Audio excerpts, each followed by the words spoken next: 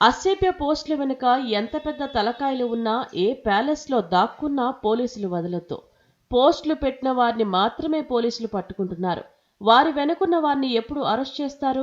తెర వెనుకున్న వారిని వదిలేస్తే న్యాయం జరగదు అని పీసీసీ అధ్యక్షురాలు వైఎస్ షర్మిల అన్నారు. కడపలో బుధవారం ఆమె విలేకరులతో మాట్లాడారు. సామాజిక మాధ్యమాల వేదికగా అసభ్య ప్రచారం చేయడం దుర్మార్గం.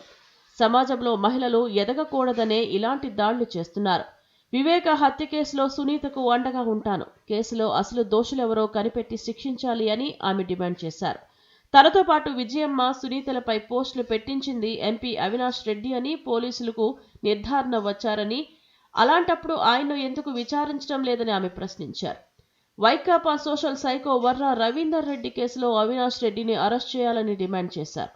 సామాజిక మాధ్యమాల్లో అసభ్యకర పోస్టులకు సజ్జల భార్గవరెడ్డి మూల కారణమన్నా ఆయన్ను ఎందుకు అరెస్ట్ చేయలేదని నిలదీశారు.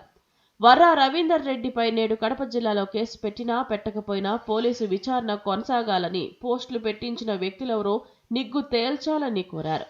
వివేక హత్య కేసులో వేగం పెరగడం శుభపరిణామం. ఇప్పటికైనా బాధితులు సునీత, సౌభాగ్యమ్మకు న్యాయం జరుగుతుందని భావిస్తున్నామని తెలిపారు. సామాజిక మాధ్యమాల్లో పోస్టుల వెనుక పెద్ద తలకాయల హస్తం ఉందని, వారిని బయటకు తీయాలని పోలీసులను కోరారు.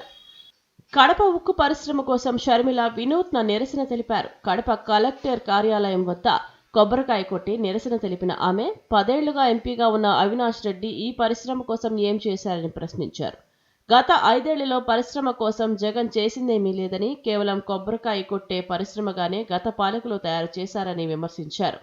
అసెంబ్లీకి వెళ్లని జగన్కు ఎమ్మెల్యే పదవి ఎందుకో, ప్రతిపక్ష హోదాకు అవసరమైన ఎమ్మెల్యేలను గెలిపించుకోలేని ఆయన ప్రతిపక్ష హోదా కావాలని అడగడం సిగ్గుచేటు. ఇక్కడ ఉక్కు పరిశ్రమ నిర్మించకపోతే కాంగ్రెస్ ఉద్యమ బాట పడుతుంది. అవసరమైతే నిరవధిక నిరాహార దీక్షకు సిద్ధమని షర్మిల స్పష్టం చేశారు.